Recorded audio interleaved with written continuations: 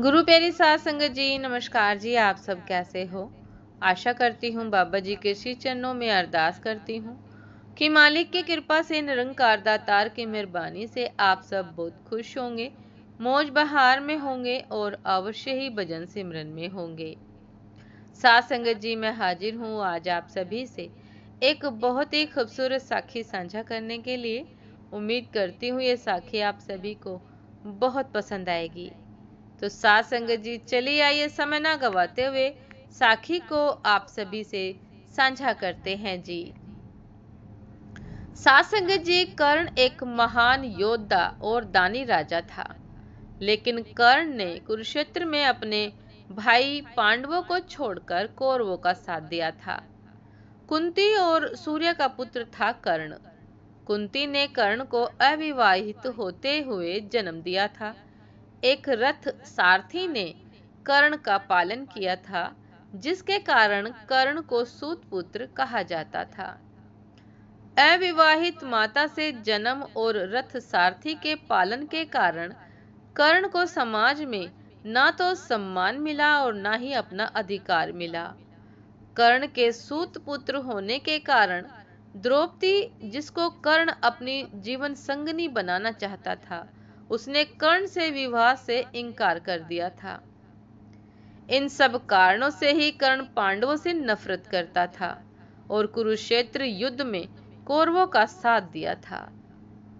साथ संगत जी, भगवान कृष्ण कर्ण की मौत का कारण बने। भगवान कृष्ण ने ही अर्जुन को कर्ण के वध का तरीका बताया था। एक दानवीर राजा होने के कारण भगवान कृष्ण ने कर्ण के अंतिम समय में उसकी परीक्षा ली और कर्ण से दान मांगा। तब कर्ण ने दान में अपने सोने के दांत तोड़कर भगवान श्री कृष्ण को अर्पण कर दिए। इस दानवीरता से प्रसन्न होकर भगवान कृष्ण ने कर्ण को वरदान मांगने को कहा। कर्ण ने वरदान स्वरूप में अपने साथ हुए अन्याय को याद करते हुए भगवान कृष्ण के अगले जन्म में उसके वर्ग के लोगों के कल्याण करने को कहा। दूसरे वरदान रूप में भगवान कृष्ण का जन्म अपने राज्य लेने को मांगा और तीसरे वरदान के रूप में अपना अंतिम संस्कार ऐसा कोई करे जो पाप मुक्त हो। साथ संगत जी, वरदान देते हुए भगवान कृष्ण ने सारे वरदान स्वीकार कर लिए, परंतु तीसरे वरदान से भगवान कृष्ण दुविधा में आ गए और ऐसी जगह सोचने लगे जहां पाप ना हुआ हो। परंतु भगवान कृष्ण को ऐसा कोई जो पाप मुक्त हो यह समझ नहीं आया। वरदान देने के वचनबद्धता थी, इसलिए कर्ण का अंतिम संस्कार भगवान कृष्ण अपने ही हाथों से किया और कर्ण को दिए वरदान को पूरा किया। इस तरह दानवीर कर्ण का अधर्म का साथ देने के बावजूद भगवान कृष्ण को कर्ण का अंतिम संस्कार कर उसको वीरगति के साथ बैकुंठ धाम भेजना पड़ा। साथ संगत जी, कर्ण ने दान में अपने कवच कुंडल तक श्री कृष्ण को दान में दे दिए थे। तो साथ संगत जी, ऐसे महान दानवीर का परम गति होना तो आवश्यक था।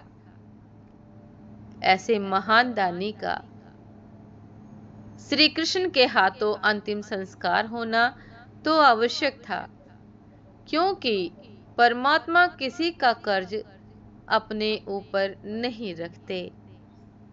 इसीलिए श्री कृष्ण ने कर्ण का अंतिम संस्कार स्वयं किया और उनको परम धाम की प्राप्ति कराई। साथ संगत जी, ये थी आज की एक बहुत ही खूबसूरत साखी। उम्मीद करती हूँ ये साखी आप सभी को बहुत पसंद आई होगी। यदि पसंद आई हो साथ संगत जी, तो लाइक कमेंट शेयर करना ना भूलिएगा। चैनल पर जो भी नए हैं कृपा करके सब्सक्राइब कर लीजिएगा, ताकि चैनल पर मिलने वाली सभी शब्द साखियों की अपडेट आप सभी को समय पर मिलती रहे। साथ संगत जी, आप हमें इंस्टाग्राम पर भी फॉलो कर सकते हैं। इंस्टाग्राम का लिंक डिस्क्रिप्शन बॉक्स में दिया गया है। तो साथ संगत जी, दासी को भी आज्ञा दीजिए, आपसे फिर मुलाकात होती है एक नए शब्द साखी के साथ, एक नए खूबसूरत विचार के साथ। तब तक के लिए नमस्कार जी। सदा खुश रहिए, मुस्कुराते रहिए, भजन सिमरन अवश्य करते रहिए। नमस्कार जी।